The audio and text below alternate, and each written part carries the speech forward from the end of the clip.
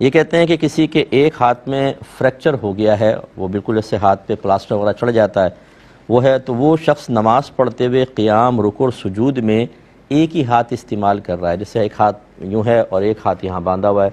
اور اس طرح رکوع میں جاتے ہوئے بھی ایک ہاتھ، سجدے میں جاتے ہوئے ایک ہاتھ کے سہارے سے، تو نماز پہ کوئی فرق پڑے گا کہ نہیں؟ دیکھیں بالکل نہیں پڑے گا۔ ہماری شریعت بہت ہی خوبصورت شریعت ہے، بس ہمارا قصور یہ ہے کہ ہم اس کو سیکھتے نہیں ہیں۔ ہمارا قصور یہ ہے کہ ہم بعض اوقات ان لوگوں سے سیکھتے ہیں جو دین کا صرف ایک حصہ اور مختصر حصہ بتا کر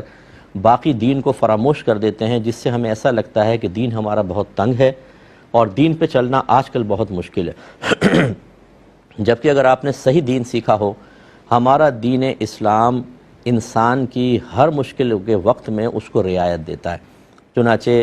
اس مختصر تمہید کے بعد جواب یہ ہے کہ بالکل آپ ایک ہاتھ استعمال کر سکتے ہیں۔ لا یکلف اللہ نفسا الا وسعها، اللہ تعالیٰ کسی جان کو اس کی ہمت سے زیادہ آزمائش میں مبتلا کرتا ہی نہیں ہے،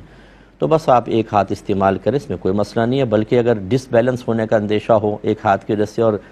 گر بھی گئے ہوں، ایک تجربہ ہونا چاہیے کہ بھئی گر بھی گئے ہیں اور فریکچر والے ہاتھ میں اور چوٹ لگ گئی ہے، اس صورت میں پھر آپ قیام کھڑے ہو کر کریں، اور جہاں ڈس بیلنس ہونے کا خطرہ ہو وہاں بیٹھ کر بھی آپ نماز ادا کر سکتے ہیں۔ اللہ تعالیٰ آسانی مہیا فرماتا ہے۔